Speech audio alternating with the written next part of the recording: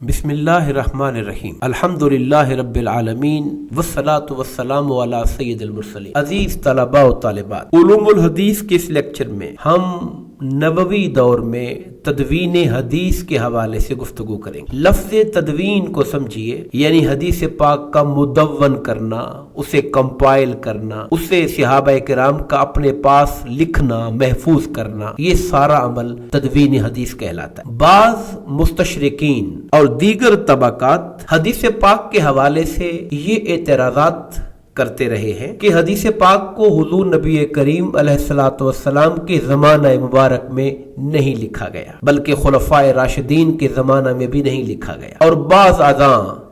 ایک صدی کے بعد حدیث پاک کی تدوین کا کام آیا، تو اس سے وہ یہ شبہ پیدا کرنے کی کوشش کرتے ہیں کہ شاید حدیث پاک کی جو استنادی حیثیت ہے، اس کا جو مستند ہونا ہے اور صحیح طریقے سے ہم تک پہنچنا ہے، وہ مشکوک ہو گیا۔ یہ شکوک و شبہات سرے سے بے بنیاد ہے، اور یہ دعویٰ بالکل غلط ہے کہ حضور نبی کریم علیہ الصلوۃ والسلام کے زمانہ مبارکہ میں صحابہ کرام نے حدیث پاک کو یاد نہیں کیا، یا اپنے پاس تحریر نہیں کیا، یا اس کی تدوین کے لیے کوشش نہیں کی۔ یہ بات تاریخی طور پر درست ثابت نہیں ہو سکی۔ ہم آج کے اس لیکچر میں احادیث پاک کے حفظ و روایت اور کتابت حدیث کی تاکید کے حوالے سے احکامات نبوی کو دیکھیں گے، اور ان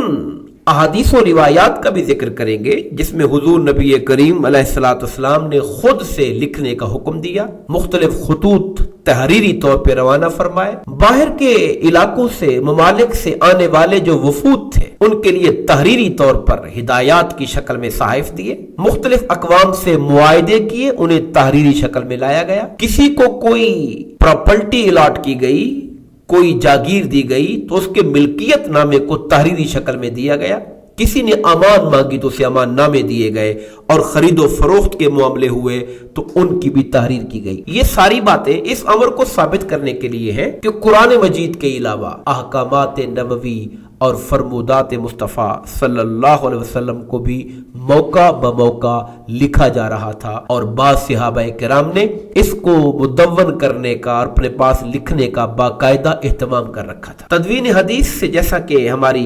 ذکر ہوا، ہماری مراد احادیث نبویہ صلی اللہ علیہ وسلم کو کتابی شکل میں قلم بند کرنا ہے، جیسا کہ حضرت ابو ہریرہ رضی اللہ تعالیٰ عنہ کی احادیث کا مجموعہ اور دیگر صحابہ کرام کا۔ ہم جب آقا کریم علیہ الصلوۃ والسلام کی احادیث پاک کو اس نظر سے دیکھتے ہیں کہ کیا حضور صلی اللہ علیہ وسلم نے صحابہ کرام کو حدیث پاک آگے بیان کرنے کا حکم دیا، چونکہ بیان تبھی ہو سکتی ہے جب آپ کو وہ یاد ہو، آپ نے اس کو یاد کیا ہو۔ اولاً یاد ہوگی تو پھر آپ اسے آگے بیان کریں گے۔ یقیناً احادیث پاک موجود ہے، صحیح مسلم کی یہ حدیث پاک کہ حدثوا عنی، مجھ سے حدیث بیان کرو، یعنی جو میری بات ہے اسے آگے لوگوں تک پہنچاؤ۔ اس کو اور واضح کیا گیا یہ کہہ کر کہ بلغوا عنی ولو آیا، میری طرف سے لوگوں کو میرا پیغام پہنچاؤ، بھلے وہ ایک حکم، ایک بات ہی کیوں نہ ہو۔ میں یہاں پر اس بات کا ذکر ضروری سمجھتا ہوں کہ ایسی احادیث پاک بھی موجود ہیں جس میں ابتداءً حدیث پاک کو لکھنے سے روکا گیا۔ اس کی وجہ یہ تھی کہ قرآن مجید کے نزول کا ابتدائی زمانہ تھا، آپ چاہتے تھے کہ لوگوں کی توجہ کتاب اللہ کو یاد کرنے کی طرف رہے، اور پھر لکھنے میں ابھی لوگ قرآن و حدیث کے درمیان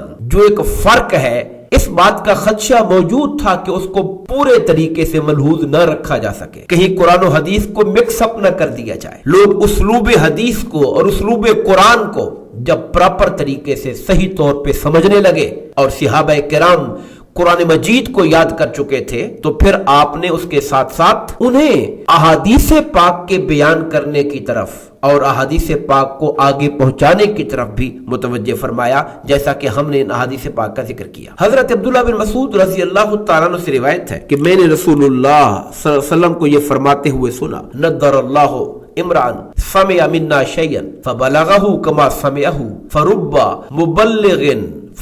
مبلغ عوا من سامع۔ اللہ تعالیٰ اس شخص کے چہرے کو تر و تازہ رکھے، اسے سرسبز و شاداب رکھے، جس نے ہم سے کوئی چیز سنی اور پھر بالکل اسی طرح دوسروں تک پہنچا دی جیسے اس نے سنی تھی۔ اس لیے کہ بہت سے ایسے لوگ ہیں جنہیں حدیث پہنچے گی وہ سننے والے سے زیادہ یاد رکھنے والے اور اس کے معنی اور مفہوم کو سمجھنے والے ہوں گے اور پھر اس کو بہتر طریقے سے آگے پہنچانے والے ہوں گے۔ احادیث پاک کی یہ جو حفظ ہے اور حدیث پاک کا جو روایت ہے، اسے غلطی سے بچانے کے لیے ایک پورا نظام مرتب کیا گیا مسلمانوں کے علوم کے اندر۔ 11,000 صحابہ کرام ایسے ہیں جن کے نام و نشان، جن کی زندگی کا تعارف، جن کی شخصیت کے بنیادی خط و خال آج تحریری صورت میں ہمارے پاس موجود ہیں، جن میں سے ہر ایک نے کم و بیش کچھ نہ کچھ حضور نبی کریم کے اقوال کو، افعال کو، واقعات کو دوسروں تک پہنچایا اور روایت حدیث کی خدمت انجام دی ان تمام صحابہ کرام کا، اور بعد ازاں ان کو صحابہ سے بعد روایت کرنے والے جتنے لوگ تھے ان تمام کے احوال زندگی کو قلم بند کیا گیا تاکہ معلوم ہو سکے کہ بیان کرنے والے لوگوں کے حالات کیا تھے، ان میں کون عادل تھے، تام الضبط تھے،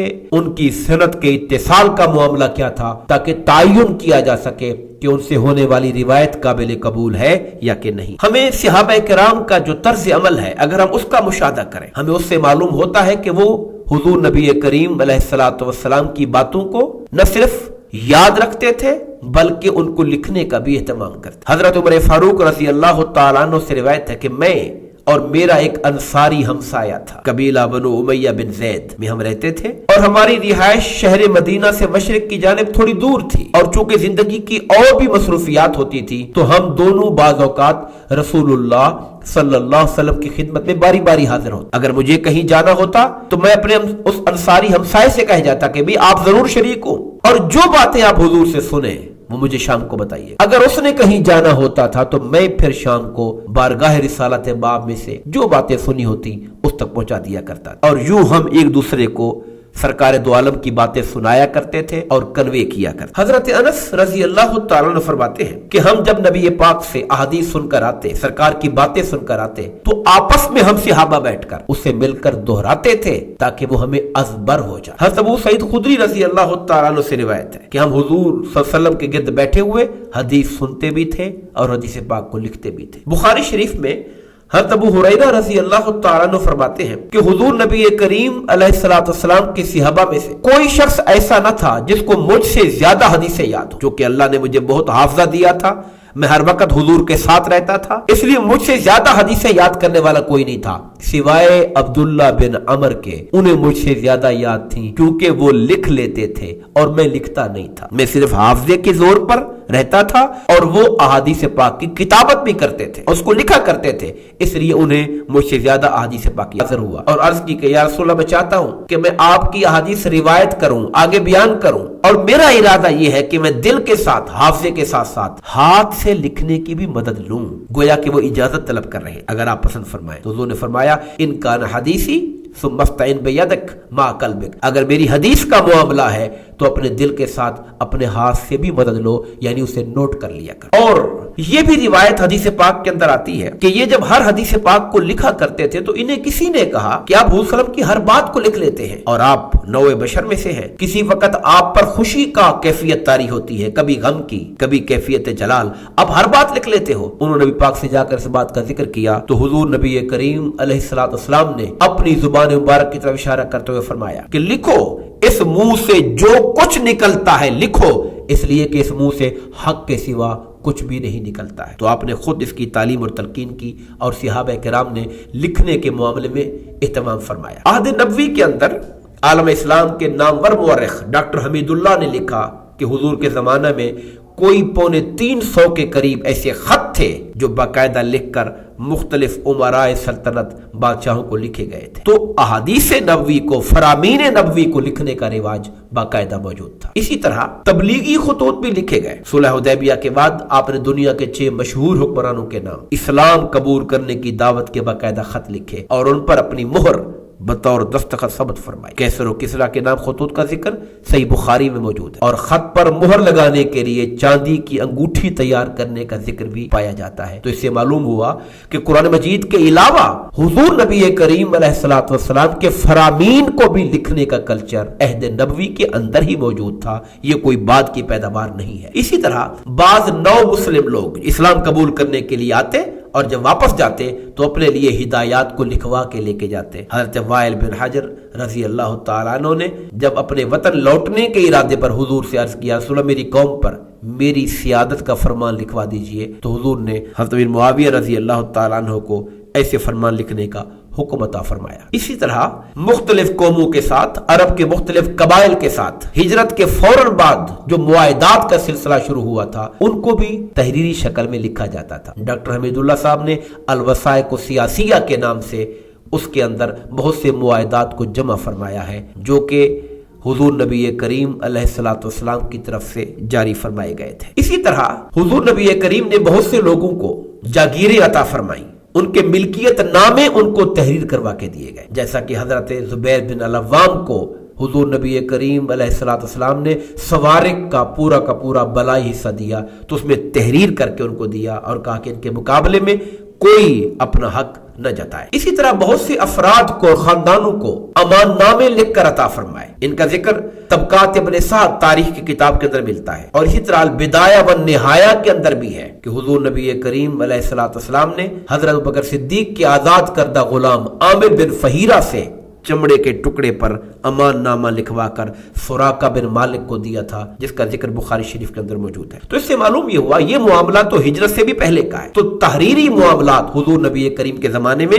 یہ کہنا کہ محض قرآن مجید لکھا جا رہا تھا اور احادیث پاک کو نہیں لکھا جا رہا تھا، یہ بات از روئے تاریخ اور از روئے روایات درست نہیں ہے۔ حضور نبی کریم علیہ الصلوۃ والسلام کی گفتگو کو اور آپ کی تحریرات کو آپ کے زمانہ مبارک سے ہی صحابہ کرام نے لکھنے کا اہتمام فرما لیا تھا۔ اسی طرح کئی ایسی روایات بھی ملتے ہیں کہ حضور نبی کریم نے قیمتی اشیاء کی خرید و فروخت کے وقت ان کی دستاویزات کو بھی لکھوایا۔ حضرت عدا بن خالد کہتے ہیں انہوں نے اپنے ساتھیوں سے کہا کہ کیا میں تمہیں ایسی تحریر نہ پڑھاؤں جو رسول اللہ نے میرے لیے تحریر کروائی تھی؟ انہوں نے کہا کیوں نہیں۔ اس پہ انہوں نے ایک تحریر نکالی، اس میں لکھا تھا یہ اقرار نامہ ہے کہ عدا بن خالد بن حوزہ نے محمد رسول اللہ صلی اللہ علیہ وسلم سے خریداری کی ہے۔ ترمذی شریف کے اندر یہ روایت موجود ہے۔ تو یہ تمام روایات جن کا ذکر ہم نے کیا اس امر کو ظاہر کرتی ہیں کہ احادیث پاک کی تدوین کا جو عمل ہے وہ زمانہ رسالت مآب کے اندر شروع ہو چکا تھا۔